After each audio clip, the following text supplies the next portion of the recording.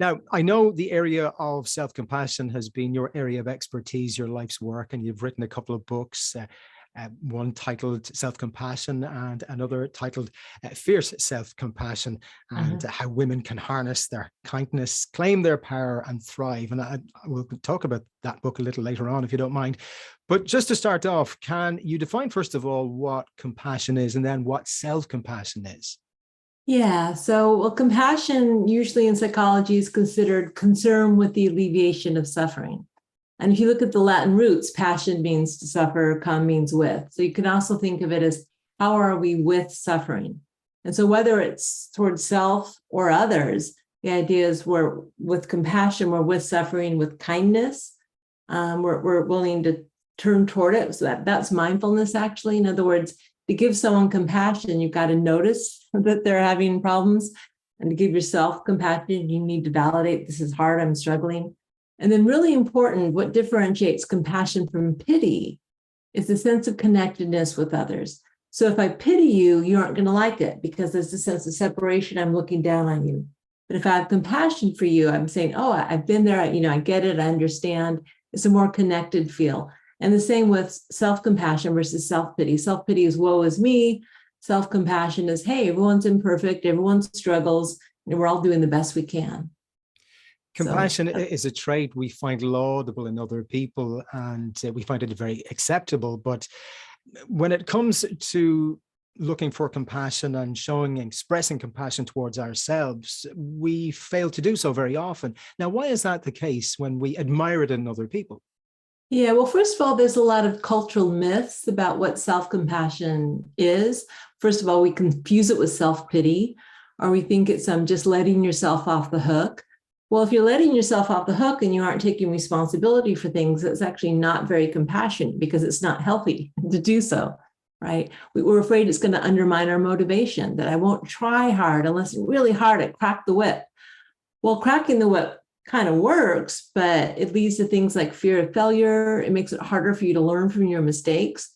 Whereas compassionate motivation, which is I want to do well, not to be acceptable, but just because I care, I want to learn, I want to grow. It's actually a much more sustainable motivation, but people don't know that.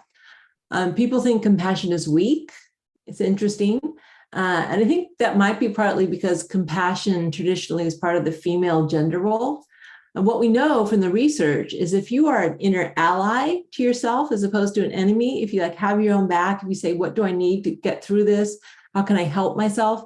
You're actually going to be much stronger, much more able to get through tough stuff, whether it's combat or COVID or raising a special needs kid or cancer, right? Being supportive toward yourself, I'm sorry, but it's a little obvious. Being supportive toward yourself makes you stronger as opposed to undermining yourself. But, we don't know this. So there are cultural reasons, but there's also probably some evolutionary reasons. And that's because when we feel threatened, we immediately go into fight, flight, or freeze mode. But if the threats ourselves, like we made a mistake, we fight ourselves, we beat ourselves up, thinking that'll get us in line to protect ourselves, or we flee into shame and isolation, or we freeze and get stuck. Now, when your good friend, something bad happens to them or they make a mistake, you aren't so personally threatened. So you're actually more likely to go into the care system, which did evolve primarily to care for others, for our infants and group members. So we do have the natural instinct for fight, flight, or freeze, and we have the natural instinct to care when someone's suffering. We have to do a little hack for self-compassion because you might say our body is more programmed to go into threat for ourselves and care for others. So there's good reasons why we don't want to beat ourselves up for beating ourselves up. It's understandable, but it's not very effective. That's the thing. We want to try to change those patterns. At the top of the interview, you mentioned the word suffering, and I've heard you speak before on this subject, and you introduced the theme of perfectionism. Can you explain how that colors and tempers our ability to show compassion towards ourselves? Yeah. So, we kind of, for some reason, we think that if we make a mistake or something difficult happens, that everyone else is leading a normal, perfect life, and that it's just me who's failed or me that's made a mistake. So that's one way perfectionism enters in here. We just forget that it's normal to get it wrong, that it's actually to be expected. And then also in terms of striving for achievement, many of us, second best isn't good enough. And so it's interesting. We think that being hard on ourselves increases our ability to achieve our goals. It actually doesn't. So for instance, I just had a study published with NCAA athletes. These are college level athletes. They have to be as good as they can be. They can't be second best. They'll lose their scholarships or lose their chance at a career in professional athletics. It doesn't mean you set your sights lower. You still want to be as good as you can be. The whole difference is what happens when you don't meet your goal, right? You don't meet your training goals, you fall a little bit short. People who are really hard on themselves, they try to meet their goal by saying, you're stupid, you're lazy, you better do it or else. If you want to be acceptable, you need to be perfect. And that just creates a lot of fear and anxiety that actually undermines your performance. But if you say, okay, well, I didn't reach my goal. I want to reach my goal. I didn't. It's okay. It happens. How can I learn? What can I do? What can I improve? What can I change in my training routine with the situation? So it has nothing to do with the goals you want to reach for yourself. It just has to do with how do you motivate yourself to reach those goals out of care or out of fear of inadequacy. And actually, the research is pretty clear one is more effective than the other. Well, you've practically answered my next question, because I was going to ask you how you straddle that desire to have some discipline in your life in order to achieve a goal and also demonstrate some self-compassion. So it's about the approach that you take on route to that goal. Yeah. And we separate our self-worth from our achievements and our behaviors. So we're unconditionally worthy, whether we succeed or fail. That's kind of the bottom line with self-compassion. Our worth doesn't stem from achievement or other people liking us or, getting it right. Doesn't mean, though, we don't care about our behaviors, right? If we care about ourselves, we don't want to suffer. We're going to want to fulfill ourselves. We're going to want to reach our goals. But once you take that sense of self-worth out of the equation, then you're just focusing on how can I learn? How can I do better? When you shame yourself for making a mistake, you aren't really going to want to admit it. And it's going to be very hard to learn from the mistake. But if you say, hey, okay, I made a mistake. Okay, what went on here? It's nothing to do with my worth as a person. Then it actually frees up a lot of mental and emotional resources to learn. So it's separate. Our worth and our behaviors, they aren't the same. We aren't defined by what we do. We are just who we are, intrinsically worthy because we're human beings. When a baby is born, they're intrinsically worthy of compassion. They don't need to go to graduate school to be worthy of compassion, but we forget this. And I think you're mentioning there about self-worth and self-esteem, and unfortunately that's taking an awful lot of battering today because of social comparisons brought about as a result of social media. Yeah, absolutely. So self-esteem, if you think about it, it's how much do I esteem myself? Esteem is like a judgment, evaluate myself, high or low. And it's a fair weather friend because it's there for you when you succeed or you have the likes you want or people pay attention to you.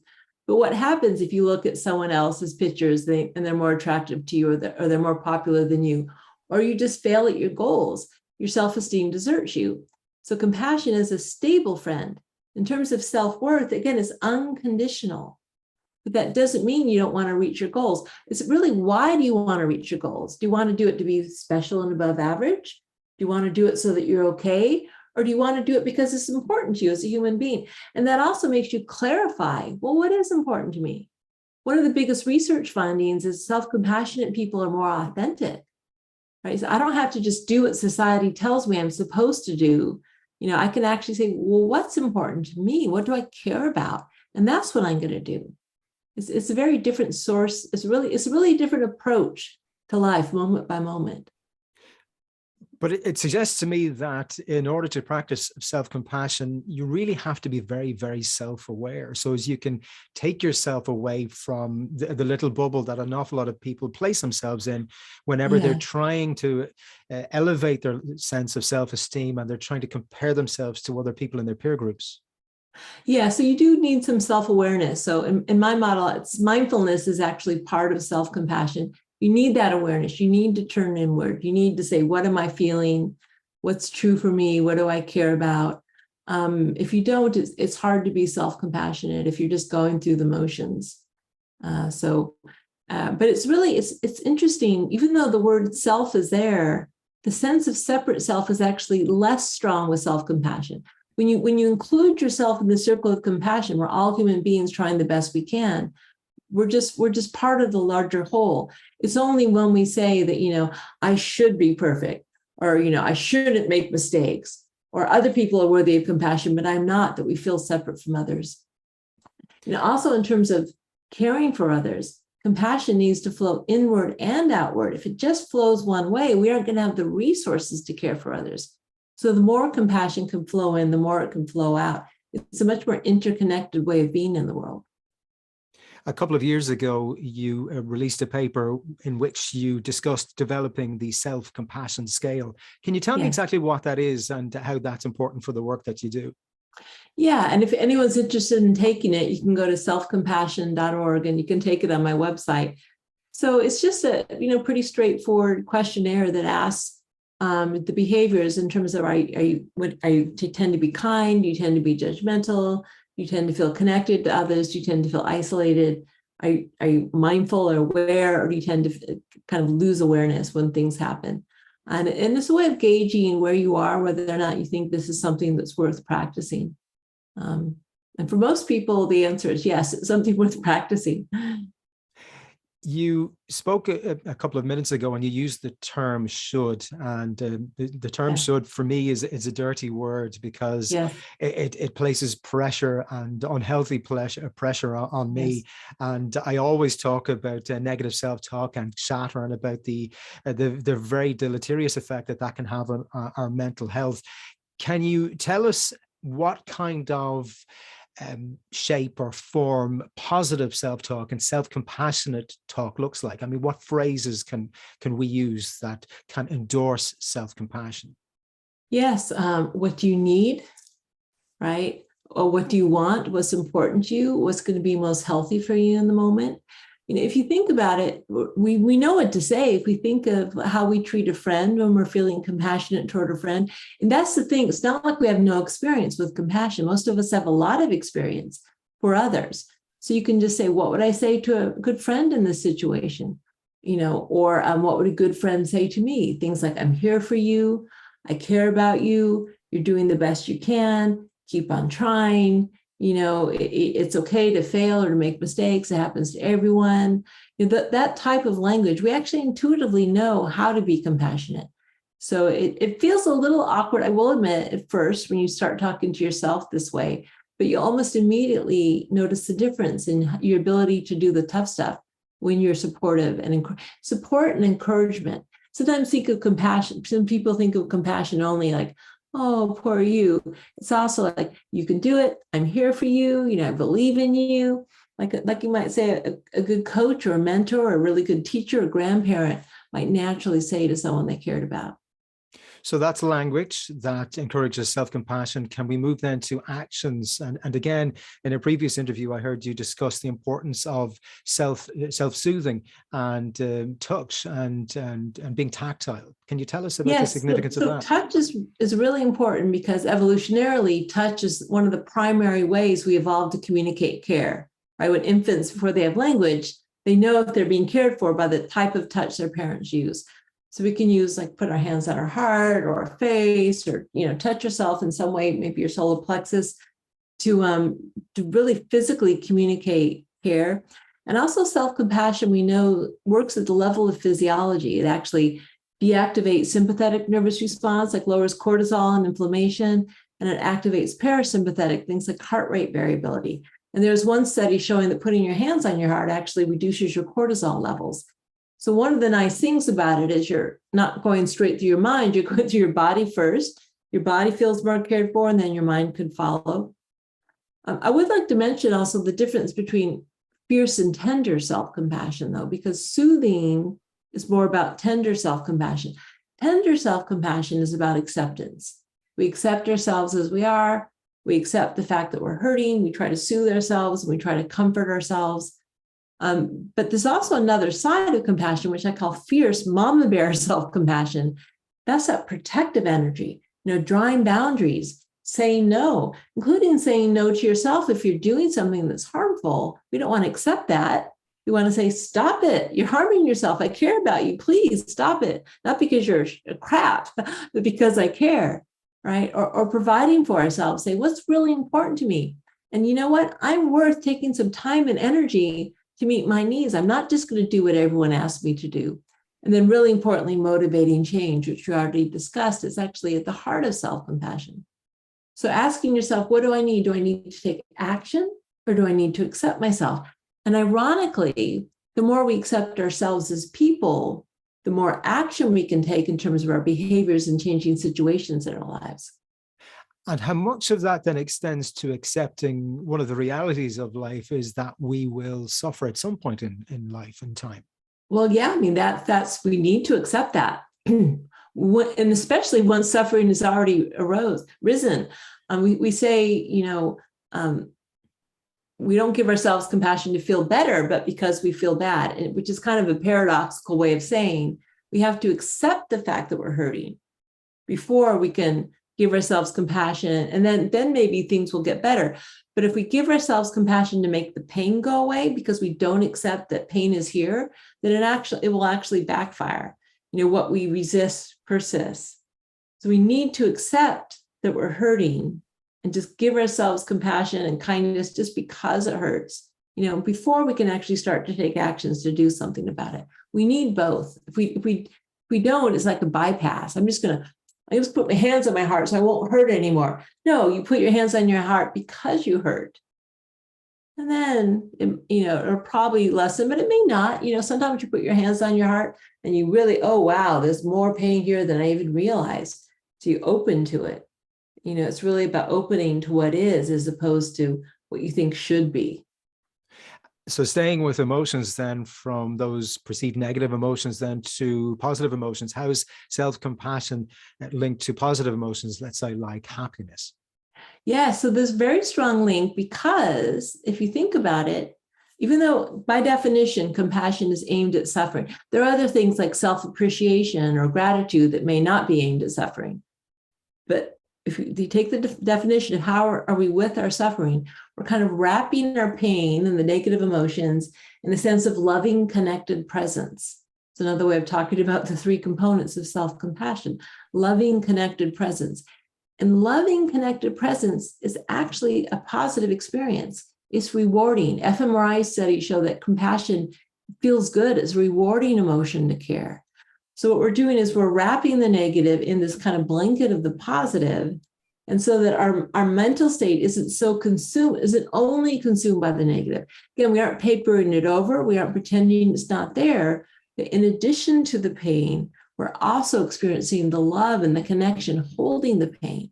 And those positive emotions actually help foster other positive emotions. So it's really quite interesting. Self-compassion is equally linked to reducing negative emotions and increasing positive emotions. And just to clarify, one doesn't need to necessarily be experiencing negative emotions or suffering in order to express self-compassion. We can do this at any time. Well, so I would call it something different. So the three components of self-compassion, which are mindfulness, kindness, and connectedness, can be applied to positive emotions, successes you had, good experiences. But then it doesn't feel like compassion. It feels more like appreciation or gratitude. There's a saying, a monk from Myanmar said, when the sunshine of kindness meets the tears of sorrow, the rainbow of compassion appears. So really, just by definition, compassion entails suffering. But the larger lens of the sunshine, which is the kindness and the connectedness and the mindfulness, well, that can be applied to anything. And it's important that we practice both. I talk about compassion primarily because that's usually where we get tripped up. But it's equally important to notice your strengths, your successes, things that are good in your life. We really want to do both in a balanced way if we can. So is it something then that we can incorporate into our daily routine, for example? This is what I because this podcast is all about happy habits. So habits and routines and practices that we can adopt on a daily, weekly, monthly basis that we can incorporate into our lives in order to elevate our sense of self-worth and our sense of self-esteem, etc. So can we practice self-compassion in both contexts on a daily basis?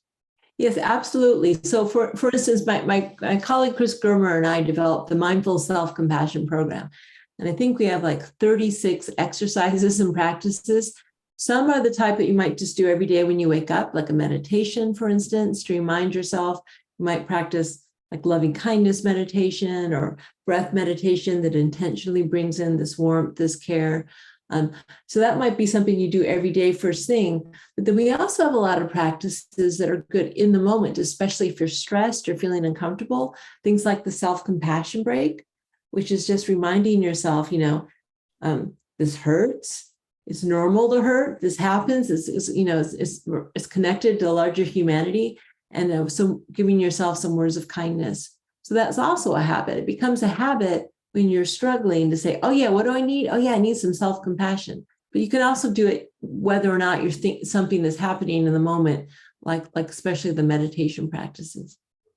And again, just before I let you go, then why is it then that so many people are resistant to showing themselves any degree of self-love and self-compassion? Well, again, because they're afraid it'll make them selfish, unmotivated, lazy, bad people. That's a good reason. And also because it's not totally natural evolutionarily. It's more natural to give care to others. It's more natural to go into fight, flight, or freeze when we're feeling badly about ourselves. And we fight ourselves, we freeze and we get stuck, or we flee into shame. So it's partly just physiological. So that's why we have to work with it intentionally as a habit, because we are doing a hack. It's not totally natural, but you can learn the habit. You can change your, neural pathways. You can learn to start making self-compassion a habit. Well, there's some great advice. Thank you so much for that. Let me give the listeners the names of your book again. Self-Compassion is one, and then the other one is Fierce Self-Compassion, How Women Can Harness Their Kindness, Claim Their Power, and Thrive. Dr. And then Neff, also the Mindful Self-Compassion Workbook for those who want those practices. Mindful Self-Compassion Workbook. It's actually my best-selling book, which is just the concrete practices you can do on your own, tools in your daily life you can use. And where can people find you online? You mentioned a website earlier on. Yeah, just Google self-compassion. You'll find me. I was the first to start writing about it. So all the algorithms lead to me. Google self-compassion and you'll find my website, including how to take the test, or got research. I have a lot of free recorded practices. You can try it out, see if it works for you. Yeah. Well, Dr. Neff, thank you so much for talking to me today on the Happy Habit podcast. Really appreciate your time. You're welcome. It's been fun. Thank you.